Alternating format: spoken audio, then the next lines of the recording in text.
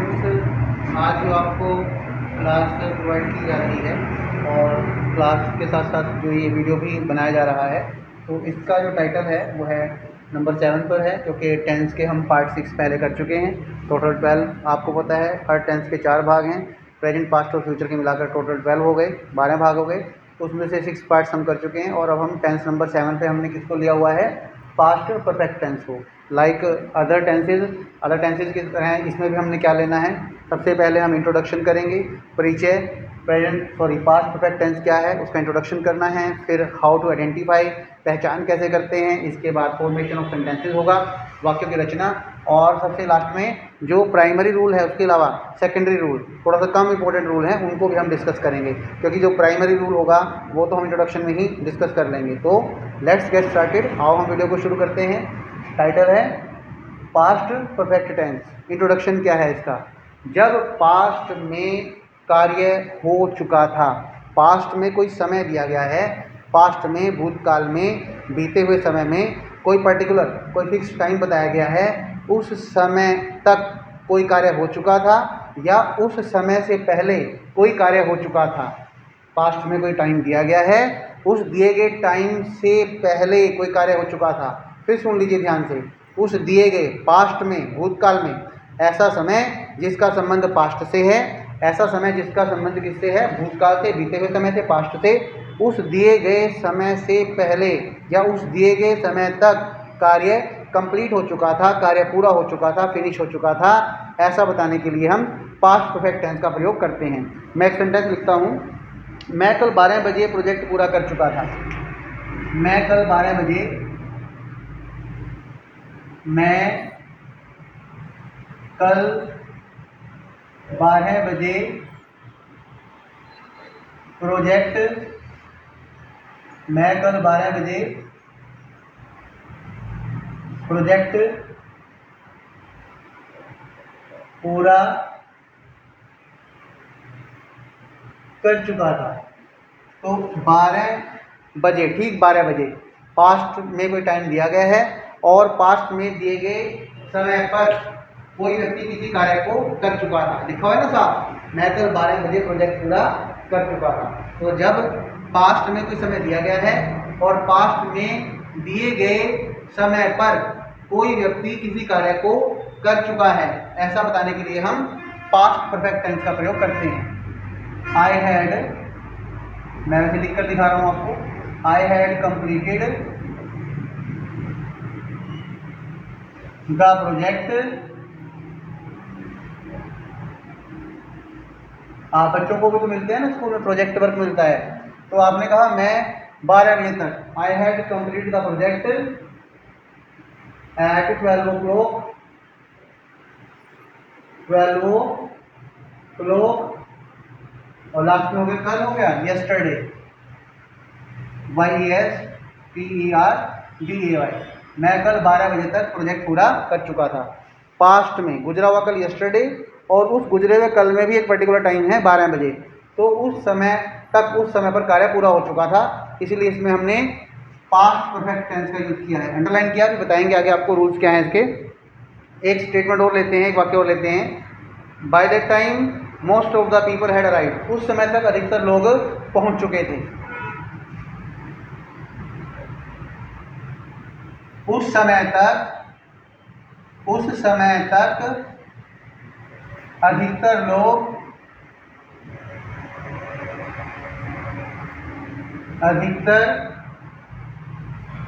लोग पहुंच चुके थे। अभी देखिए, बाय, उस समय तक अधिकतर लोग पहुंच चुके थे। By that time most of the people had arrived, by that time, by that time most of the people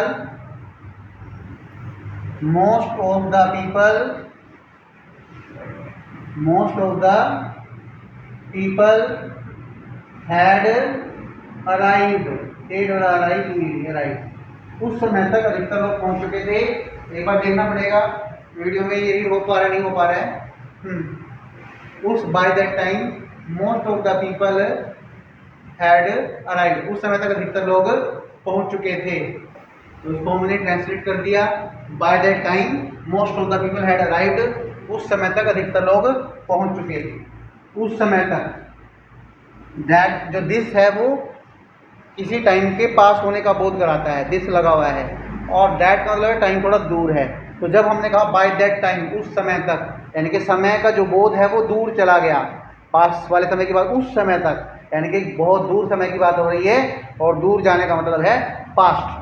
by that time most of the people had arrived, उस समय तक अधिकतर लोग पहुंच चुके थे। तो कहने का मतलब ये है, जब पास्ट में कोई पर्टिकुलर टाइम, कोई फिक्स टाइम दिया गया है, कोई समय दिया गया है, और पास्ट में दिए गए निश्चित समय तक कोई कार्य पूरा हो चुका था, या निश्चित समय से पहले कोई कार्य पूरा हो चुका था, कार्य पूरा हो चुका था, ध्यान दो इस बात पर, कार्य पूरा हो चुका था, कार्य कंप्लीट हो चुका था, कार्य फिनिश हो चुका था, ऐसा बताने के लिए हम पास्ट परफेक्ट टेंस का यूज करते हैं। ऐसा बताने के लिए हम पास्ट परफेक्ट टेंस का प्रयोग करते हैं। ये तो हो गया इंट्रोडक्शन। इसके बाद है हाउ टू आइडेंटिफाई, पहचान कैसे करें। ओके, इसके लिए मैं हिंदी सेंटेंसेस रख लेता हूँ और इंग्लिश सेंटेंसेस को हटा देता हूँ। ठीक है, पहचान बतानी है आपको, हाउ टू आइडेंटिफाई। मैं कल 12 बजे प्रोजेक्ट पूरा कर चुका था, उस समय अधिकतर लोग पहुंच चुके थे, चुका था, चुके थे। राधा 2015 से पहले बीए पास कर चुकी थी। बीए पास ऐसे भी लिख सकते हैं, बीए पास कर चुकी थी, चुका था, चुके थे, चुकी थी। अब तीनों सेंटेंसेस में ध्यान से देखिए, आप सेंटेंसेस लिख सकते हो आप। मैं तो यही कहूँगा, पहचान में आप सिर्फ ये जो लास्ट वाले शब्द समूह लिखोगे, चुका था, चुके थे, चुकी थी, इंस्टेड आप पूरा वाक्य ही लिख लीजिए। पूरे वाक्य को लिखने का फायदा है ना कि आप ये देख पाएंगे ना कि किस तरीके से चुका था कहाँ पे आया, चुके थे कहाँ पर यूज किया गया, और चुकी थी का यूज कैसे किया गया। पहचान लास्ट में ही है, जैसे दूसरे टेंसेस हमने किए थे, वहाँ पहचान कहाँ पर थी, लास्ट में थी, तो यहाँ पर भी पहचान कहाँ पर है, लास्ट में ही है। मैं कल 12 बजे प्रोजेक्ट पूरा कर चुका था, चुका था, चुके थे, चुकी थी। यदि किसी भी हिंदी वाक्य के लास्ट में, यदि किसी भी हिंदी वाक्य के अंत में लास्ट में चुका था, चुके थे, चुकी थी, इनमें से कोई भी एक शब्द समूह दिया गया है, चुका था, चुके थे, चुकी थी, इनमें से कोई भी एक शब्द समूह दिया गया है, तो ये बात बिल्कुल श्योर है, पक्की है, निश्चित है कि ऐसे हिंदी वाक्य को आप किससे लिंक कर देंगे, किससे कनेक्ट कर देंगे, इंग्लिश में पास्ट परफेक्ट टेंस के साथ कनेक्ट कर देंगे। किसको? आपने वाक्य में देखा, हिंदी वाक्य लिखा हुआ है, लास्ट में गए चुका था, हिंदी वाक्य को रीड किया, लास्ट में चुके थे। कोई लंबा सा लेंथी सेंटेंस है हिंदी में और उसके लास्ट में चुकी था, चुका था, चुके थे, चुकी थी, इस तरह से कोई भी शब्द समूह दिया गया है, तो ये बात बिल्कुल पक्की है, निश्चित है, ऐसे हिंदी वाक्य का सीधा संबंध इंग्लिश में पास्ट परफेक्ट टेंस के साथ माना जाता है। ये तो हो गया हाउ टू आइडेंटिफाई, पहचान कैसे करें, है ना। यहाँ लिखा नहीं है, आप लिख सकते हैं हाउ टू आइडेंटिफाई, IDENTIFI लिख लो आप, ठीक है, एडजस्ट कर लो। हाउ टू आइडेंटिफाई, पहचान कैसे करें। तो ये पहचान हो गई। इसके बाद फॉर्मेशन ऑफ सेंटेंसेस है। पहचान के बाद फॉर्मेशन ऑफ सेंटेंसेस, वाक्यों की रचना कैसे करें। वाक्यों की रचना में आपको पहले से बताया हुआ है 3 प्रकार के वाक्य, हाँ में, ना में और प्रश्न में। हाँ वाले वाक्य सकारात्मक वाक्य, एफर्मेटिव सेंटेंसेस या पॉजिटिव सेंटेंसेस। ना वाले वाक्य नकारात्मक वाक्य या नेगेटिव सेंटेंसेस। और प्रश्न वाले वाक्य को हम प्रश्नवाचक वाक्य भी कह सकते हैं और इंटेरोगेटिव सेंटेंसेस भी कह सकते हैं। तो उनकी हमने फॉर्मेशन सीखनी है। सबसे पहले हम लेंगे हाँ वाले वाक्य या सकारात्मक वाक्य या पॉजिटिव या एफर्मेटिव सेंटेंसेस, ठीक है। Formation of affirmative sentences, FORM, formation of affirmative positive sentences.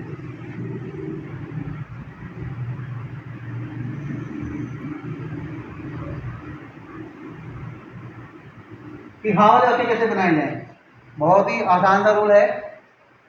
सबसे पहले हम सब्जेक्ट का यूज करेंगे, प्लस हेल्पिंग वर्ब के रूप में हेड का यूज करेंगे, और वर्ब की थर्ड फॉर्म का यूज किया जाएगा।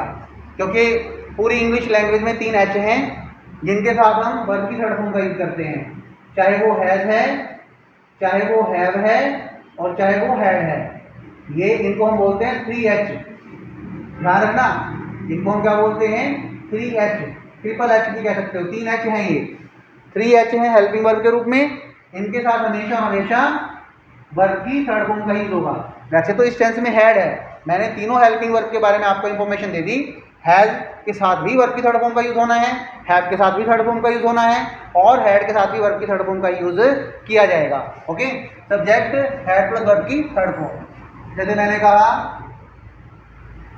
आई हैड प्लेड, मैं खेल चुका था। सब्जेक्ट चाहे कोई भी है, सब्जेक्ट सिंगुलर है, प्लूरल है, आई, यू, वी, दे, कोई भी सब्जेक्ट है, ठीक है, सभी के साथ हैड का यूज होगा। इस टेंस में हैड का यूज होगा और वर्ब की थर्ड फॉर्म का यूज किया जाएगा। आई हैड प्लेड, मैं खेल चुका था। यू हैड स्टडीड, आप पढ़ाई कर चुके थे। He had taken breakfast, he had taken breakfast, breakfast ऐसे नहीं प्रोनाउंस करना, breakfast. He had taken breakfast, वह नाश्ता कर चुका था। तो सभी के साथ हैड का यूज किया जाएगा और सभी के साथ वर्ब की थर्ड फॉर्म का भी यूज किया जाएगा। Okay, I had played, you had studied, he had taken breakfast. तो ये तो हो गया फॉर्मेशन ऑफ एफर्मेटिव सेंटेंसेस कि हाँ वाले वाक्य की रचना कैसे करें। अब अगर मैं आपसे पूछूं नेगेटिव सेंटेंसेस की फॉर्मेशन करने के लिए नोट का यूज कहाँ करना होगा, तो आप गैस करो, नोट का यूज आप कहाँ कर सकते हैं? सब्जेक्ट की बात करेंगे, हेड की बात करेंगे, या वर्ब की थर्ड फॉर्म की बात करेंगे? सोच कर देखो, उसके रूल्स लिख देते हैं आप। फॉर्मेशन ऑफ नेगेटिव सेंटेंसेस, ना वाले वाक्य कैसे बनाए जाए? फॉर्मेशन ऑफ नेगेटिव सेंटेंसेस, ना वाले वाक्य की रचना कैसे करें? Formation of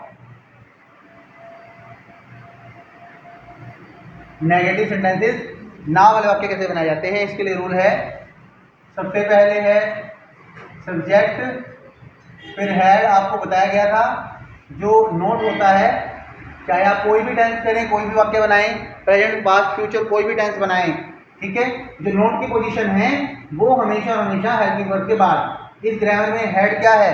head helping verb है, तो नोट हेल्पिंग वर्ब के बाद, हेड के बाद यूज किया जाएगा, और सबसे लास्ट में वर्ब की थर्ड फॉर्म का यूज करेंगे। Subject plus head plus note plus verb की थर्ड फॉर्म। जैसे I had not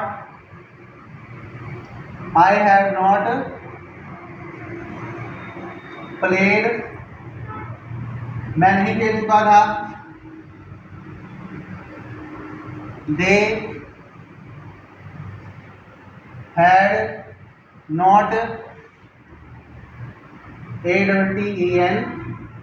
attended the class, they had not attended the class, वे क्लास अटेंड नहीं कर चुके थे।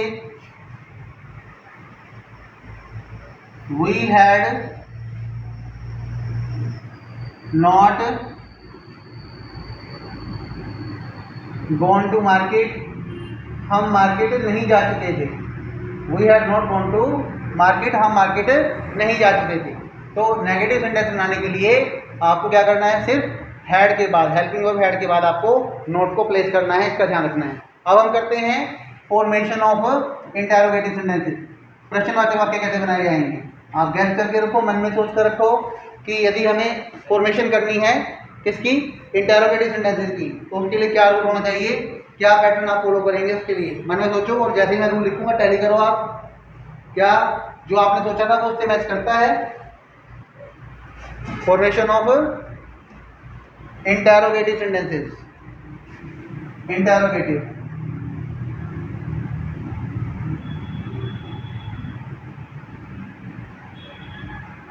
फॉर्मेशन ऑफ इंटरोगेटिव सेंटेंसेस, प्रश्नवाचक वाक्यों की रचना। इसके लिए क्या रूल है? सबसे पहले हैड, फिर सब्जेक्ट प्लस वर्ब की थर्ड फॉर्म, लास्ट में क्वेश्चन मार्क आना जरूरी है। क्योंकि प्रश्नवाचक वाक्य है ना, तो लास्ट में वर्ब की थर्ड फॉर्म का यूज, तो सॉरी लास्ट में sign of interrogation question mark तो आप यूज करोगे ही करोगे, ठीक है। Had plus subject plus verb की third form, had she gone to Delhi, क्या वो दिल्ली जा चुकी थी। Had Raman made 100 runs, had Raman made 100 runs, क्या रमन 100 रन बना चुका था। Had Raja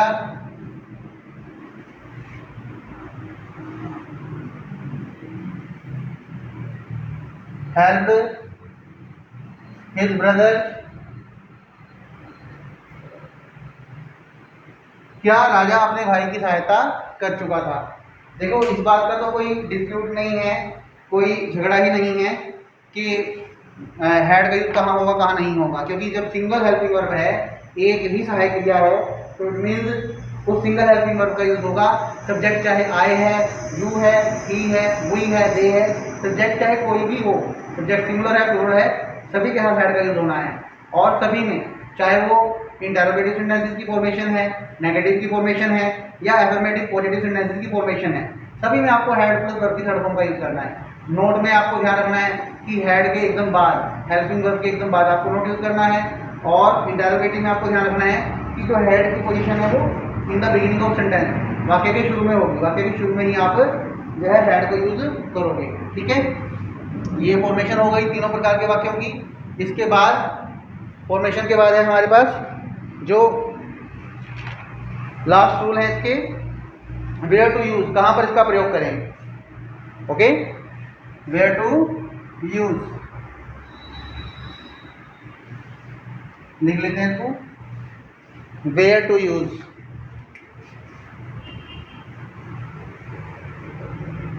where to use, कहां प्रयोग करें इसका। वैसे तो हमने एक रूल तो कर ही लिया, आपको बता दिया शुरू में ही। अगर नहीं देखा वीडियो को बीच में से देख रहे हैं तो शुरू में जाइए और शुरू से देखिए इसको, तो वो फर्स्ट रूल है जो आपको बताया गया। इसके अलावा भी रूल हो सकते हैं, उसको मैं लिख रहा हूं। जब पास्ट में दो कार्य हुए थे, जब पास्ट में दो कार्य हुए थे, जब पास्ट में, भूतकाल में, बीते हुए समय में दो कार्य हुए थे, पास्ट में दो कार्य हुए थे, जब पास्ट में दो कार्य हुए थे, तो जो कार्य पहले हुआ था, जो कार्य पहले हुआ, जो कार्य पहले हुआ, उसके लिए हमें यूज करना है पास्ट परफेक्ट टेंस, उसके लिए यूज करना है पास्ट परफेक्ट टेंस, मतलब उसके लिए हमें यूज करना है हैड प्लस वर्ब की थर्ड फॉर्म। और जो कार्य दूसरे नंबर पर हुआ, ध्यान दो इस बात पर, जो कार्य दूसरे स्थान पर हुआ, जो कार्य दूसरे नंबर पर हुआ, दूसरे नंबर पर हुआ, जो कार्य दूसरे नंबर पर हुआ, उसके लिए हमारे पास है simple past tense, simple past, जो कार्य दूसरे नंबर पर हुआ उसके लिए है सिंपल पास्ट टेंस, मतलब वर्ब की second form. Simple past tense second form होता है और नेगेटिव में डिड नॉट फर्स्ट फॉर्म का यूज करते हैं। तो ऐसी स्थिति आ गई, पास्ट में दो कार्य हुए थे, एक कार्य हुआ था, दूसरा कार्य भी हुआ था, तब हमारे सामने ये उलझन होती है ना, किसमें क्या यूज करें। पास्ट में दो कार्य हुए थे, दोनों कंप्लीट हो गए, दोनों ही कार्य शुरू हुए, खत्म हो गए, तो कहाँ पर हम सिंपल पास्ट का यूज करें और कहाँ पर पास्ट परफेक्ट का यूज करें। देखिए कार्य कॉन्टिन्यूस तो यूज हो ही नहीं सकता, वो तो चल रहा था होता है। दो कार्य हुए थे पास्ट में, पहला कार्य भी हुआ था, दूसरा कार्य भी हुआ था, ठीक है। तो जो कार्य पहले नंबर पर हुआ उसके साथ हम पास्ट परफेक्ट टेंस का यूज करेंगे, हैड प्लस वर्ब की थर्ड फॉर्म। और जो कार्य दूसरे नंबर पर हुआ उसके लिए हम सिंपल पास्ट टेंस का यूज करेंगे वर्ब की, देखिए दूसरे नंबर वाले कार्य के साथ वर्ब की फॉर्म नंबर दूसरी, सेकंड फॉर्म, ठीक है, ऐसे याद रख सकते हो आप। एग्जाम्पल लिख देता हूं, the fire had destroyed most of the buildings by the time the fire engines arrived. The fire had destroyed, the fire had destroyed most of the buildings, most of the buildings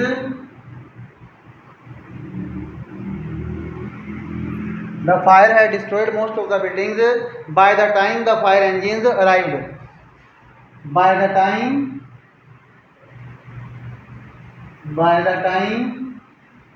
fire engines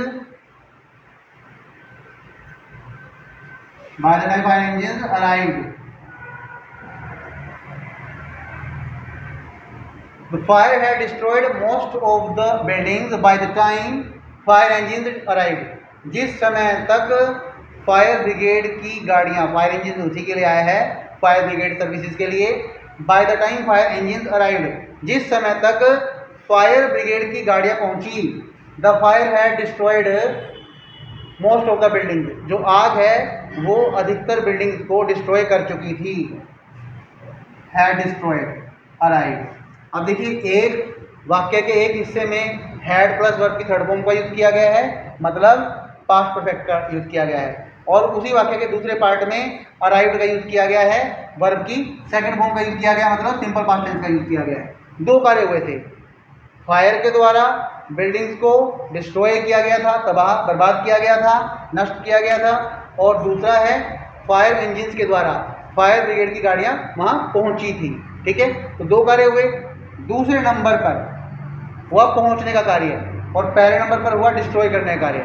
destroy कर चुकी थी, the fire had destroyed most of the building, आग अधिकतर buildings को, अधिकतर इमारतों को नष्ट, अधिकतर भवनों को नष्ट कर चुकी थी, sorry, by the time fire engines arrived, जिस समय तक फायर ब्रिगेड की गाड़ियां पहुंची। तो पहले नंबर पर कार्य कौन सा हुआ, फायर के द्वारा अधिकतर इमारतों को नष्ट कर देना, फायर के द्वारा, आग के द्वारा अधिकतर बिल्डिंग्स को बर्बाद कर देना, नष्ट कर देना। और दूसरे नंबर पर कार्य कौन सा हुआ, फायर इंजिन्स का पहुंचना। तो जो कार्य पहले नंबर पर हुआ उसके लिए हमने किसका यूज किया है, उसके लिए हमने यूज किया है पास्ट परफेक्ट टेंस का, मतलब हैड प्लस वर्ब की थर्ड फॉर्म, हैड डिस्ट्रॉयड। और जो कार्य दूसरे नंबर पर हुआ उसके लिए हमने किसका यूज किया है, सिंपल पास्ट टेंस का, मतलब वर्ब की सेकंड फॉर्म का यूज हमने किया है। ओके, एग्जाम्पल और लिख लेता हूं आपके लिए। सेकंड एग्जाम्पल ले लेते हैं, the criminal had run away when the police arrived. The criminal had run away when the police arrived.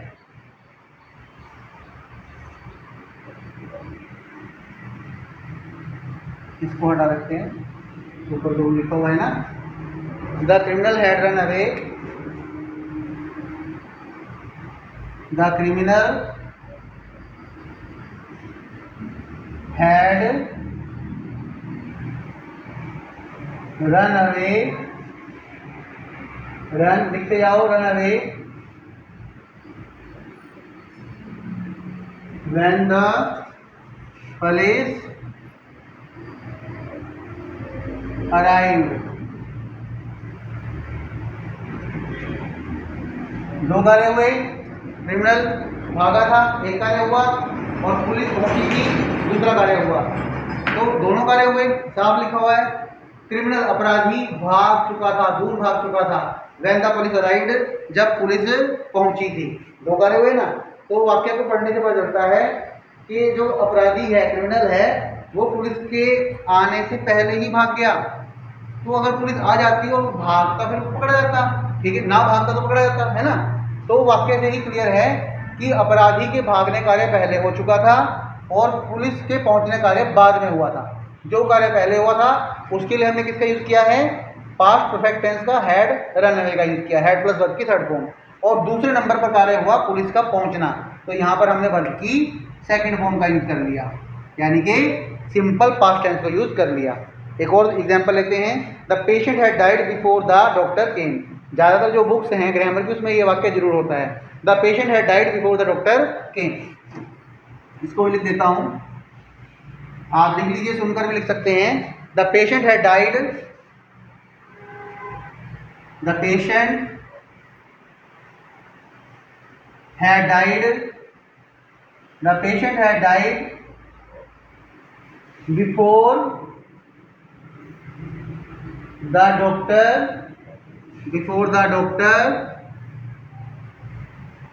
came। दो कार्य हुए, एक तो पेशेंट के मरने का कार्य हुआ था और दूसरा डॉक्टर के पहुंचने का कार्य हुआ था। पास में दो कार्य हुए थे। तो the patient had died before the doctor केम, वाक्य को पढ़ने से ही बिल्कुल क्रिस्टल क्लियर है, रोगी मर चुका था डॉक्टर के पहुंचने से पहले, यानी कि डॉक्टर बाद में पहुंचा।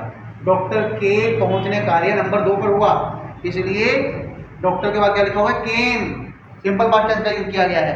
और रोगी के मरने कार्य पहले हुआ, तो यहाँ पर किसका यूज कर लिया हमने, had died, past perfect tense का यूज कर लिया। जो कार्य पास्ट में दो कार्य हुए थे, अगर एक ही वाक्य में दो कार्य हुए थे, जो कार्य पहले हुआ था उसके लिए पास्ट परफेक्ट टेंस का यूज करेंगे, हैड प्लस वर्ब की थर्ड फॉर्म का यूज करेंगे। और जो कार्य उसी वाक्य में दूसरे नंबर पर हुआ, पहले कार्य के बाद हुआ या दूसरे नंबर पर हुआ, उसके लिए हम सिंपल पास्ट टेंस का यूज करेंगे, मतलब वर्ब की सेकंड फॉर्म को यूज करेंगे। देखिए ये पास्ट परफेक्ट है और ये वर्ब की सेकंड फॉर्म है, मतलब सिंपल पास्ट टेंस है। हो गया। भूतकाल में हो चुकी घटना पर टिप्पणी करने के लिए, ये भी बहुत इंपॉर्टेंट रूल है, इसको भी लिख लो। पास्ट में कोई कार्य हुआ था, बीते हुए समय में कोई कार्य हुआ था। भूतकाल में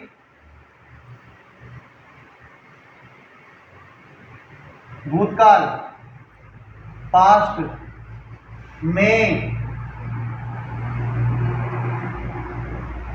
हो चुके कार्य पर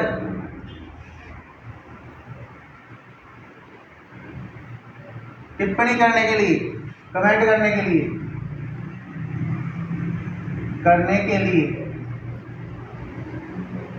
एक पैटर्न लिख देता हूं, उस पैटर्न से ही समझ पाएंगे। If had third form, would have third form.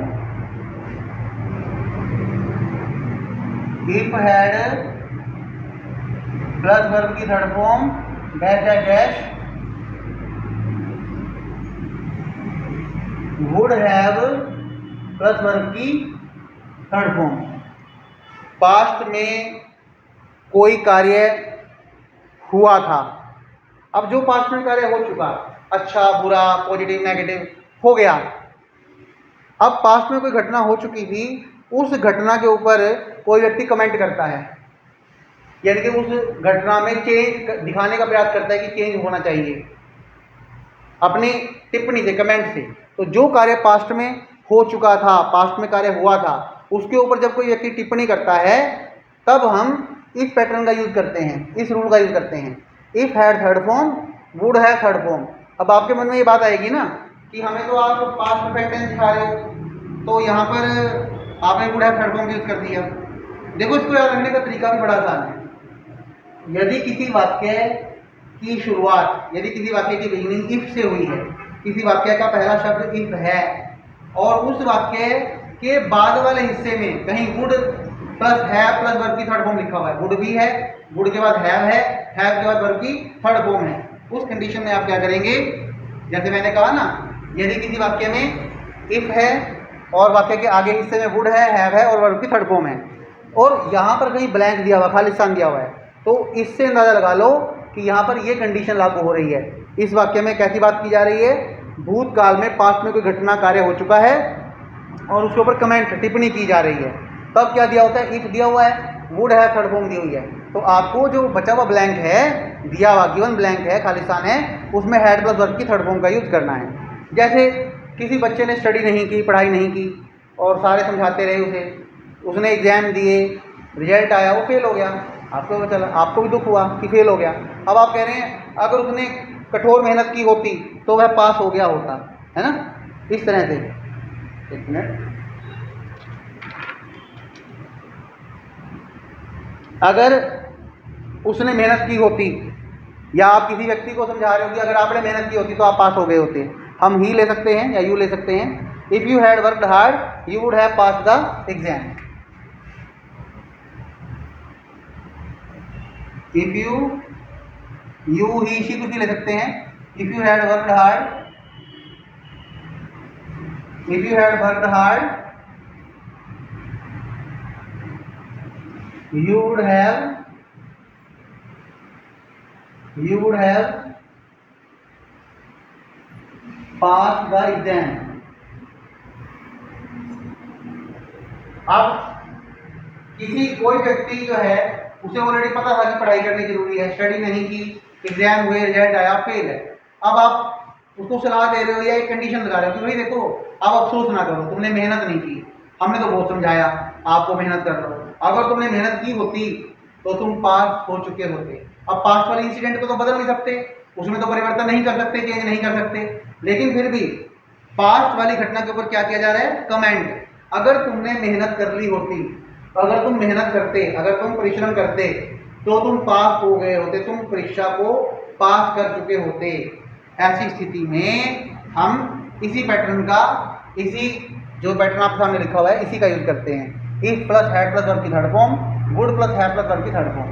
अब आप ये भी कह सकते हो कि सर यदि किसी वाक्य में इफ और के साथ हैड है वर्ब की थर्ड फॉर्म है, इफ है, if plus had plus verb की थर्ड फॉर्म, क्या इस बात की पॉसिबिलिटी है कि उसके बाकी वाले हिस्से में अगर ब्लैंक दिया हुआ है तो हम वुड हैव और थर्ड फॉर्म लगा दें? बिल्कुल, इस बात की भी पॉसिबिलिटी है। यदि किसी वाक्य के beginning if plus had plus verb की थर्ड फॉर्म से है और बाकी वाले हिस्से में रिमेनिंग पार्ट में ब्लैंक है तो वहां पर आपको किसका यूज करना है, would plus have plus verb की थर्ड फॉर्म का यूज करना है। ठीक है, तो if you had worked hard you would have passed the exam. अगर तुमने कठोर मेहनत की होती, परिश्रम किया होता तो तुम परीक्षा पास कर चुके होते। एक और एग्जांपल लेते हैं। If he had come to me I would have helped him. If he had come to me, if he had come to me I would have